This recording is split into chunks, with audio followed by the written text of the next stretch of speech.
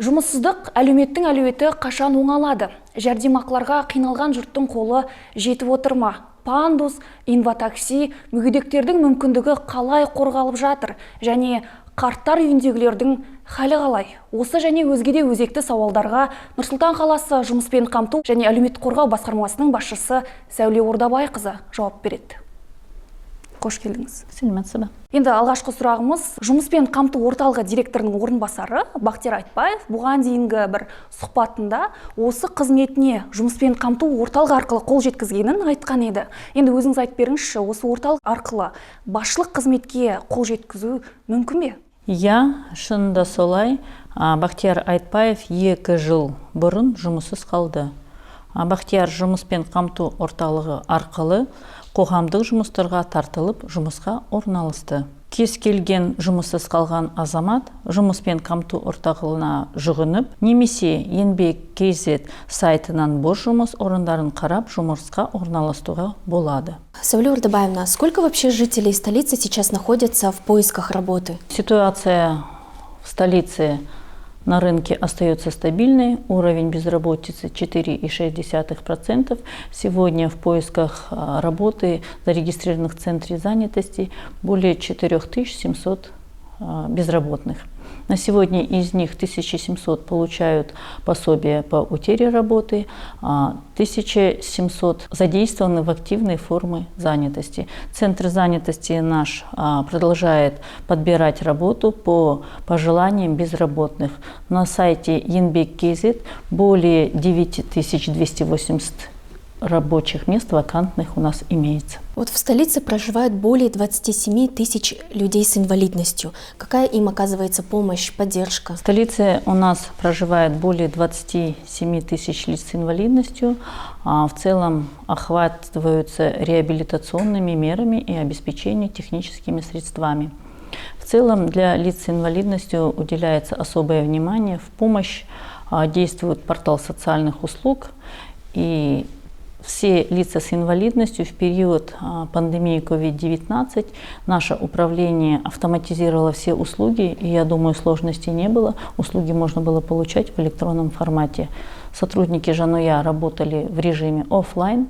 Помимо работают у нас колл-центры, где непосредственно консультируются по всем обращениям. В целом обеспечиваются техническими средствами, санаторно-курортным лечением и сопровождаем по определению оказанию специальных социальных услуг. Вот у нас в Нур-Султане еще работают службы инватакси. А какой у них принцип работы? Сколько сейчас автомобилей обслуживают людей с ограниченными возможностями? Да, служба инватакси у нас функционирует на протяжении длительного времени. На сегодняшний день количество автомашин по поручению Алтая Сидировича увеличено до 50 служб инватакси. Все желающие могут обращаться, инвалиды первой группы с затруднением передвижения и дети с ограниченными возможностями. Мы можем обеспечить им доставку в социально значимые объекты, в учебные центры и дошкольное образование. Помимо у нас в транспортной компании имеются более 900 специализированных автобусов, где обучены водители в сопровождении передвижения лицам с инвалидностью, с нарушением передвижения. Вот возвращаясь к вопросу о трудоустройстве, как вы помогаете людям с ограниченными возможностями найти работу? Особое внимание у нас уделяется в оказании лицам с инвалидностью, имеющие рекомендации к трудоустройству в поисках подбора работы. На сегодня у нас на рынке труда задействовано более 5500 лиц с инвалидностью. В течение 2021 года у нас трудоустроено 621 лиц. Тем самым у нас акимом города утверждено постановление, где определены перечень работодателей, которые согласно квоте имеют возможность предоставить рабочие места лицам с инвалидностью. Сотрудники Центра занятости работают индивидуально с каждым безработным, желающим работать сегодня на рынке труда. И, как я ранее говорила, у нас успешно реализуется программа Еңбек, где имеются активные формы занятости, есть возможность трудоустройства на общественные работы, молодежную практику, создаются специальные рабочие места. Помимо для адаптации на рынке труда наши специалисты Жануя и Центра занятости работают с желающими лицами, которые желают устроиться на работу, направляют на краткосрочные курсы. На сегодня у нас успешно прошли 8 лиц с инвалидностью краткосрочные курсы, и сегодня уже востребованы и трудоустроены на рынке труда к работодателям. Помимо у нас есть еще программа предоставления грантов в размере 200 МРП. Сегодня 10 лиц с инвалидностью тоже защитили свои проекты, утвердились на комиссии и получили гранты. Сегодня можно сказать, что эти лица с инвалидностью уже создают сами рабочие места и становятся бизнесменами. А куда вот обычно вы трудоустраиваете людей с инвалидностью? Лиц с инвалидностью мы устраиваем на предприятия и в неправительственные организации в столице. А вот вы говорили о профобучении. По каким специальностям проводится? Профобучение у нас имеются различные специальности, начиная от электрика, слесаря, сантехника, инженера, воспитатель, помощник воспитателя, швея.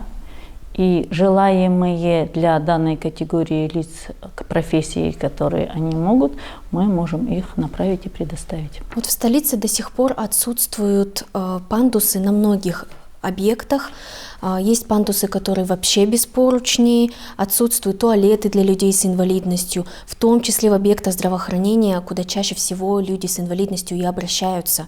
Почему так происходит? В столице особое внимание уделяется беспрепятственному передвижению лицам с ограниченными возможностями.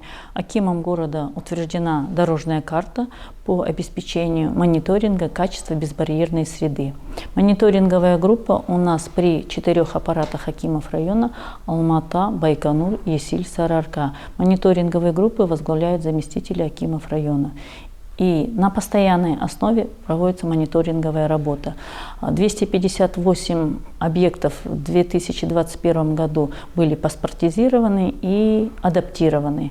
Частично имеющие доступность всем направляются уведомления, и с работодателями отрабатываются по обеспечению беспрепятственного доступа и передвижения для лиц с инвалидностью. Помимо у нас имеется государственный контроль по соблюдению требований законодательства о социальной защите лиц с инвалидностью, функционально закреплены за Департаментом труда, миграции и соцзащиты, расположены по улице Кравцова, 18. Если вдруг у лиц с инвалидностью были затруднения в каких-то предприятиях, что они не могли беспрепятственно передвигаться, можно написать письменное обращение, и данный департамент проведет контрольные проверочные работы с работодателями, с предприятиями, где нет этого доступа, и будут приняты меры административного характера. Вот от горожан много нареканий по поводу помощи ветеранам. Якобы о них вспоминают только 9 мая. Вот расскажите, какая помощь оказывается ветеранам в течение года? Я думаю, сказать, что ветеранам оказывается внимание только один раз, это, наверное, неуместно в столице. У нас ветераны Великой Отечественной войны на особом счету. Особое и уважение к лицам. На сегодня у нас в столице их 21. Аппаратами акимов района и государственными учреждениями, волонтерскими организациями праздничные знаменательные даты всегда посещаются, поздравляем и уделяем особое внимание. Помимо этого, при управлении занятости и соцзащиты у нас имеются льготы. К праздничной дате, к 9 мая, мы производим выплаты в размере до 1 миллиона тенге, бесплатный проезд, оказываются медицинские услуги, социальные работники наши Центры социального обслуживания обслуживают на дому нуждающих, которые обратились к нам за помощью. И Сафоничева Раиса Егоровна проживает в нашем Центре социального обслуживания «Шарапат», где непосредственно наши социальные работники оказывают особое внимание. И нам очень приятно было, что в период пандемии COVID-19 наши участники Великой Отечественной войны в столь трудное время были с нами вместе, и одни из первых они принимали участие в вакцинации. А какие льготы существуют для столичных пенсионеров? Для столичных пенсионеров у нас бесплатный льготный проезд, зубопротезирование, санация, подписка И денежная компенсация у нас к праздничному дню, День пожилых. По теме малоимущих и многодетных семей, социально уязвимых слоев населения, сколько жителей столицы на сегодня получают АСП? В текущем году выплаты адресной социальной помощи производятся тоже нашим управлением. Непосредственно прием документов проводился в режиме онлайн Центром занятости акимата города и Центром поддержки Института семьи Жануя. По итогам 4-го квартала у нас 2392 семьи получают адресную социальную помощь. Получать адресную социальную помощь могут лица, имеющие средний душевой доход семьи на одного человека ниже черты бедности. А вот недавно выяснилось, что казахстанцам выплатили лишние 3-4 миллиарда тенге АСП. То есть социальную помощь получили люди, которые и так живут в достатке. А сколько таких случаев было зарегистрировано в Нур-Султане? Ну, в Нур-Султане у нас таких случаев зарегистрировано не было. При назначении адресной социальной помощи нам активно помогают аппараты акимов района. При аппаратах акимов района у нас действуют участковые комиссии. В участковые комиссии входят представители управления образования, здравоохранения, аппаратов акимов района и сотрудники Центра занятости. И прежде чем назначить адресную социальную помощь, наша комиссия выезжает, определяет видимые признаки нуждаемости. В прошлом году был запущен портал социальных услуг, но не все еще понимают, как им пользоваться. Вы оказываете какую-то помощь вот по порталу? Да, с января 2021 года у нас действует портал социальных услуг по обеспечению техническими средствами реабилитации. И нам очень было приятно, что только в столице имели большое количество электронных цифровой подписей. Ноябрь-декабрь месяц прошлого года усиленно помогали нам сотрудники наших подведомственных учреждений, Центр поддержки семьи Жануя по обучению в пользовании портале соцуслуг. И активно поддержали нас неправительственные организации. И я думаю, сегодня лица с инвалидностью имеют доступ в получение услуги, не выходя из дома, в электронном формате. Портал соцуслуг обеспечивает доставку либо по желанию заявителя самовывоз технических средств. То есть управление занятости и соцзащиты уже не проводит государственные закупки. Лица с инвалидностью сами выбирают поставщиков и выбирают товар, который непосредственно им подходит. И на сегодня у нас имеются зоны самообслуживания для лиц, у которых нет компьютеров или не могут по иным причинам пользоваться. Нужна помощь. В Центре Жануя у нас имеется зона самообслуживания в Центре занятости при управлении. И наши специально отведенные специалисты занимаются обучением, сопровождением в получении услуг. Помимо действуют наши колл-центры и телефоны, где можно получить нужную консультацию. Вот как раз касаясь темы консультаций, да, и горячих линий, астанчане пишут в соцсетях, что они не могут дозвониться до управления. Есть ли у вас какие-то еще инструменты обратной связи с населением и какая вообще работа проводится в данном направлении? Возможно. Часто бывает, что у нас телефоны все заняты. Принимая, консультируя по телефону, нужно объяснять детально. И нужно выслушать проблему. Даже у нас, я сама лично консультирую по сотовому телефону. Период пандемии было сложно. Все сотовые моих заместителей, руководителей отделов, специалистов размещены на нашем сайте. Помимо у нас действует страница Instagram и Facebook. Но, как часто нашим жителям, пенсионерам, лицам с ограниченными возможностями, но и всем, кто оказывается в трудной жизненной ситуации, желают видеть нас офлайн. Но спасибо большое, что в период пандемии все поддержали, и мы научились консультировать по телефону. То есть я, как руководитель управления, все мой номер телефона жители знают. Если я не могу отвечать, то мы отправляем голосовые сообщения, они мне пишут свои суть вопросов, мои сотрудники сразу реагируют, и при управлении действует группа мобильный колл-центр, где направляют информацию. И на сегодня можно уже, наверное, видеть, что не так много приходят жителей к нам на Досток 13 и Жануя. Вот как известно, ваши подведомственные организации оказывают специальные социальные услуги. Расскажите подробнее, что это за услуги? Специальные социальные услуги в столице оказываются 6 подведомственными учреждениями. Центр социального обслуживания Хамкор, Шарапат, Нурлы-Жирек, кризисный центр ОМОД и центр ресоциализации для лиц, оказавшихся в трудной жизненной ситуации. Центр социального обслуживания Шарапат у нас оказывает услуги для престарелых и инвалидов первой и второй группы. В Центре социального обслуживания Шарапат у нас все комплексные услуги, социально-культурные, бытовые, юридические, психологические, имеются для проживания, и сами жители уже организовались, открыли проекты, экосумки, занимаются растениеводством по интересам. И сотрудники, наши социальные работники, путем опроса всех желаемых стараются уделить особое внимание.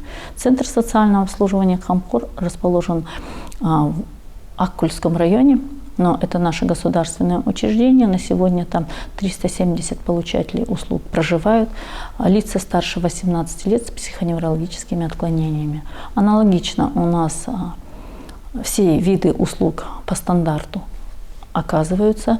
Хорошо действует у нас трудовая реабилитация, социально-культурные. Нашим достижением было, что жители нашего центра в праздновании Дня социальных работников могли представить результаты своей работы, то есть они своим акробатическим номером и своими стараниями по итогам подготовки и работы выступили на сценической площадке для социальных работников в Намат-Сити Холл. Центр социального обслуживания Нурлы-Жирек, он у нас тоже особенный, оказывает специальные социальные услуги детям с психоневрологическими отклонениями до 18 лет. Действует у нас стационар, где живут дети, непосредственно им оказывают наши социальные работники. И с 2019 года у нас 2 дневных стационара. То есть на принципе детского сада дошкольного учреждения в 8 утра родители привозят, в 5:30 по желанию родителей они могут уже забирать, и тем самым созданы условия для родителей трудоустройства на работу, занятия своими личными вопросами. У нас работа действует по реабилитации, логопеды работают, дефектологи, питание имеется. И я думаю, что дети в период нахождения в нашем центре при особом внимании. Все объекты наши оснащены камерами видеонаблюдения. Мы можем в случае какого-то обращения всегда прокомментировать и знать, в какой ситуации, как оказываются услуги нашим детям. Большинство женщин, которые подвергались бытовому насилию, боятся уходить от своих домашних тиранов, так скажем, при этом подвергая опасности не только себя, но и своих детей. Вот расскажите, мы сегодня пришли в кризисный центр ОМОД. Чем этот центр помогает этим женщинам? Кризисный центр ОМОД – особенный центр.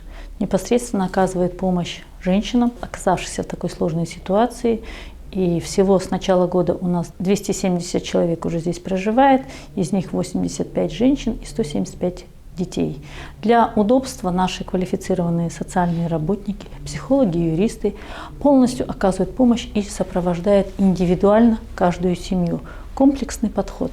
Комплексный подход заключается в целом, первоначально работают психологи по семейным ценностям, вывода с трудной ситуации саму маму, и параллельно помогают наши воспитатели по полностью уходу за детьми. Да, ситуация у таких наших услугополучателей, женщин, которые у нас живут, непростые, но я думаю, только при комплексном подходе, и именно в этом центре мы помогаем выходить из кризисной сложной ситуации семьи. А на какое время здесь женщины могут остаться? Каждый случай индивидуален, но максимальный период до 6 месяцев. А вот женщины, которые находятся здесь в центре, они чем занимаются, кроме проживания здесь? Есть женщины ведь, которые беременные или безработные. Да, как я и ранее сказала, у нас индивидуальный подход к каждой семье. Мы рассматриваем не только маму, мы в комплексе рассматриваем семью.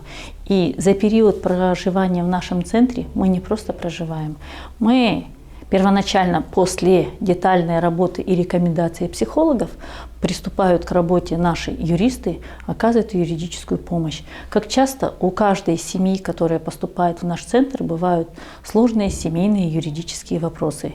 Юридическая правовая помощь – это один из критериев в нашей работе. Были случаи, когда восстанавливали имущество. Случаи были, когда женщина не знала даже элементарно, как защищать свои права. Наши юристы полностью сопровождают и оказывают помощь. По итогам работы на сегодняшний день хорошую работу провел кризис-центр совместно с Центром занятости. Сәуле Ордабайқызы, бүгінде елордада газдандыру жұмыстарының жалғасып жатқанын білеміз. Ал одан кейін дәл қазіргі таңда көмір бағасы да қымбаттап кетті. Осы екі мәселе бойынша жалғыз баспаналарға, зейнеткерлерге, көп балалы отбасыларға қандай көмек көрсетіп жатырсыздар? Көмір сатып алуға және газдандыруға әлеуметтік көмек жасы бойынша зейнеткерлерге, мүгедектерге, мүгедек балаларға және көп балалы отбасыларға көрсетіледі. Көмек алу үшін табыс шарттарға сәйкес болу керек. Көмір сатып алуға өтемақы 16 айлық есептік көрсеткіш көлемінде көрсетіледі, немесе 46.672 теңге. Қатты отынға 623 адам жүгінді. Газдандыруға әлеуметтік көмектің көлемі 90 айлық есептік көрсеткіш 262.530 теңгені құрайды. Нақты шығындарын негізінде анықталады. 2021 жылдан бастап 143 отбасы көмек алу үшін тіркелді. Оның ішінде 127 отбасы өтемақы алды. 16 комиссияның қарастыруында. Құрметті көрермен, осымен сұхбатымыз аяқталды. Сәуле Ордабайқызы, келгеніңізге көп рахмет. Рахмет сізге. Спасибо за то, что пришли и ответили на все наши вопросы. Спасибо вам большое.